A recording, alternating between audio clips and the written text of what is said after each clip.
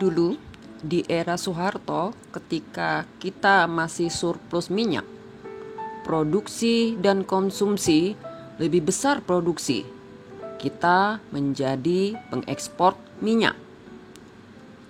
Lantas, bagaimana mengkontrol ekspor tersebut? Pak Harto menyetujui dibentuk agen yang punya hak monopoli perdagangan minyak. Maka dibentuklah Petral. Petral ini terdaftar di Singapura. Pemegang sahamnya 40% PT Pertamina Persero, 20% Bob Hasan, 20% Tommy Soeharto, dan sisanya 20% milik Yayasan Karyawan Pertamina.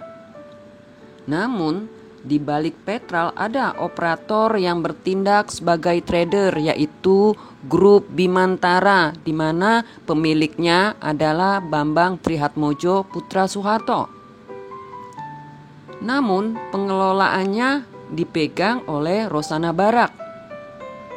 Sebetulnya, tujuan ideal Petral ini adalah menjamin pemasukan devisa negara dan sekaligus penjamin pasokan BBM dalam negeri. Jadi, bisnis Petral itu tak lebih bisnis monopoli atas minyak kita. Dari monopoli inilah semua pihak mendapat komisi secara legal. Setelah reformasi tahun 2000, dibentuklah pemegang saham Petral berubah. Semua keluarga cendana dan kroni keluar. 99,9% saham Petral dikuasai oleh Pertamina. Apakah ini akhir dari bisnis rente? Tidak. Petral benar dikuasai Pertamina, tetapi operatornya tetap swasta sebagai trader. Memang ada banyak trader yang terdaftar, namun dalam lelang yang menang itu aja. Ya, segelintir itu aja. Siapa dia? Dia adalah Mures. Dia sebetulnya pendatang baru dalam bisnis minyak ketika itu. Tadinya hanya sebagai broker jasa kapal tanker yang punya bisnis dengan Bimantara melalui Rosana Barak, tangan kanan Bambang Trihatmojo. Rosana Barak adalah adik ipar Surya Paloh. Dengan dukungan finansial dari Rosana Barak, inilah Mures bisa mengontrol setiap tender Petral dan menjadi pemenang. Itu sebabnya hubungan Mures dengan Surya Paloh sangat dekat. Maklum, Mures sebetulnya menjalankan uang dan akses Rosana Barak yang notabene adalah adik ipar Surya Paloh. Dan lagi, akses Mures ke pemerintah berkat hubungan dekatnya dengan Surya Paloh. Dengan Purnomo Yusgiantoro, ketika itu era Soeharto sebagai staf Menteri Pertambangan dan Energi. Dilanjutkan dengan Ida Bagus Sujana yang kemudian juga staf Menteri SBY di era Gus Dur juga. Di era SBY ketika Presiden, Purnomo Yusgiantoro menjadi Menteri Pertambangan dan Energi. Bisnis Mures di Petral semakin lancar. Maklum, teman lama yang menjadi mentaben. Apalagi hubungan Mures dengan Hatta Rajasa adalah orang kepercayaan SBY sangat dekat. Kehebatan bisnis connection ini adalah menjadikan Petral menjadi hanya sebagai alat saja. Yang mengatur semua adalah holding company bernama Global Energy Resources yang membawahi 5 perusahaan. Salah satunya adalah Gainsford Capital Limited, di mana Johnny Plate sebagai tangan kanan Surya Paloh yang menduduki jabatan sebagai direktur bersama Mures. Grup inilah yang mengatur pengadaan minyak, mulai dari riset pasar, tender, pengaturan pemenangan tender, pengaturan harga termasuk titipan yang menjadi bagian para anggota DPR, pejabat Pertamina, SKK Migas, anggota kabinet, dan elit partai. Di era Jokowi, Petral ini dibubarkan. Sebetulnya rencana pembubaran ini tidak diduga oleh Surya Paloh dan Mures. Ternyata Jokowi serius. Itu sebabnya Surya Paloh berusaha memasukkan skema melalui Sociedade Nacional de Combustíveis de Angola, IP, atau Sonangol, EP, sebagai supply oil undercutter,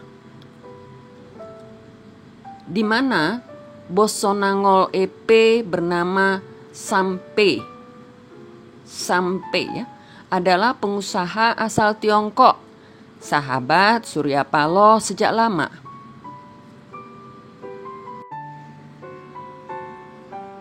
Pada tanggal 8 Oktober 2015, Sampa ditangkap di Beijing dalam kasus keterlibatan Gubernur Fujian. Presiden pernah sempat menandatangani MOU kerjasama bilateral dengan Sonangol EP ini. Isinya, pemerintah RI menyepakati membeli minyak Sonangol EP. Maka rencana Surya Paloh semuanya kandas. Malah Jokowi melangkah lebih jauh dengan melaporkannya ke KPK kasus Petral ini. Tapi entah mengapa proses pengusutan mega skandal ini sangat lambat. Sampai kini hanya menjangkau managing director Petral. Mastermind-nya tidak tersentuh loh. Lantas apa kerugian negara dengan adanya Petral? Dampak yang terasa merugikan adalah 20 tahun terakhir ini tidak satu pun pembangunan kilang baru di Indonesia. Sementara kilang yang ada jumlahnya sangat terbatas dan masih menggunakan teknologi lama. Misalnya Pertamina memiliki 7 kilang, tapi yang bisa dioperasikan hanya 5. Dari yang beroperasi itu pun hanya 1 yang menggunakan teknologi baru, yakni kilang Balongan. 4 kilang lainnya masih menggunakan teknologi lama. Akibatnya, kita semakin tergantung import BBM. Kalau dihitung secara materi, mungkin jumlahnya triliunan kerugian negara. Bukan itu aja. Dampak buruk lainnya adalah cadangan minyak di tangki penyimpanan Pertamina hanya bisa mencukupi 18 hari konsumsi.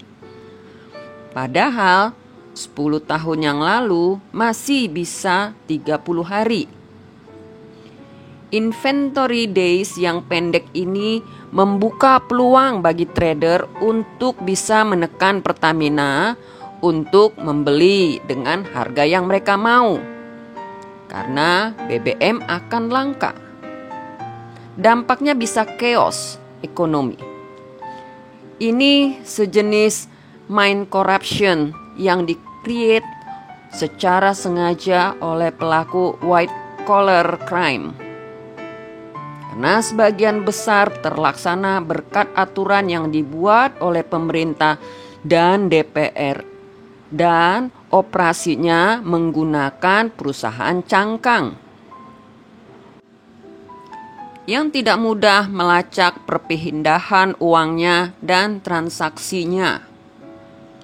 Petral adalah ikon dari mega skandal tentang betapa brengseknya oligarki bisnis mengendalikan sumber daya negara dan menjarahnya secara legal berkat konspirasi politik. Aktor ini sampai sekarang masih ada dan bagian dari elit politik negeri ini. Surya Paloh dan Nasdemnya. Akrobat Surya Paloh. Ya, saya tertawa geli melihat wataknya aslinya muncul sangat terang benderang. Surya Paloh sejak awal sudah saya prediksi mulai mendirikan Ormas Nasdem kemudian berubah menjadi Partai Nasdem. Itu tidak lebih untuk menyalurkan birahi kekuasaan yang ingin dicapai. Setelah mencoba memposisikan sebagai negarawan yang selalu menyuarakan demi NKRI dengan slogan restorasi yang sampai saat ini konsepsi restorasinya tidak jelas. Hebat, selalu menyuarakan mendukung tanpa syarat dan mahar. Publik sangat ingat betul bagaimana slogan Nasdem adalah Jokowi, Jokowi adalah Nasdem.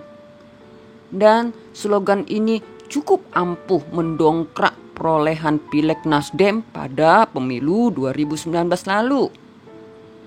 Ya, itulah politik menurut saya. Dukungan Nasdem terhadap Jokowi pada Pilpres 2019 saling menguntungkan baik bagi Jokowi maupun Nasdem sendiri.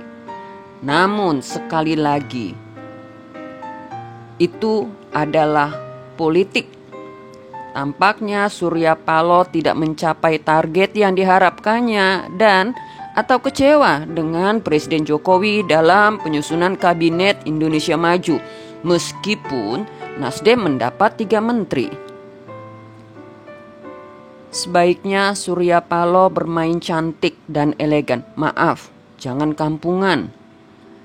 Karena justru itu akan menurunkan derajatnya sendiri.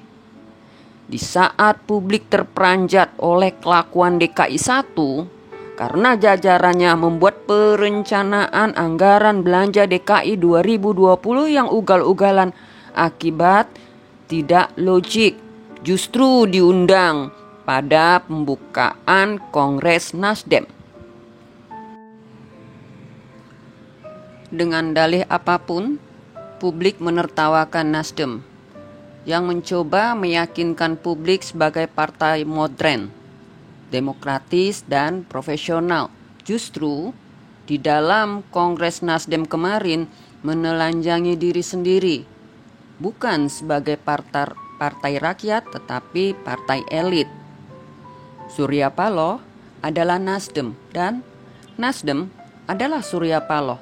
Untuk sekedar diketahui saja, Surya Paloh istrinya punya kakak yang bernama Rosano Barak.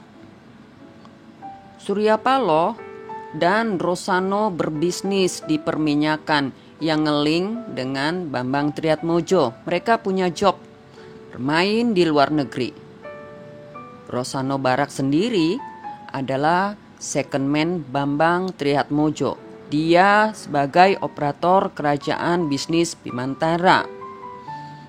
Bimantara sekarang merger dengan MNC Group yang dipimpin oleh Haritanu, juga ketua Partai Perindo. Rejas Calik adalah mafia minyak dan masuk dalam daftar pencarian orang. Justru muncul dalam Kongres Nasdem kemarin karena dia bergabung dengan Nasdem. DPO kok bisa? Sekjen Nasdem Joni Plate yang sekarang masuk dalam jajaran Kabinet Indonesia Maju Jokowi sudah lama menjadi orangnya Reja Calik sejak zaman kuliah. So, Perindo, Nasdem, Bimantara bergabung dalam berpolitik dan bisnis di negara yang hebat ini. Lebih cepat masyarakat membaca tulisan ini, semakin lebih baik.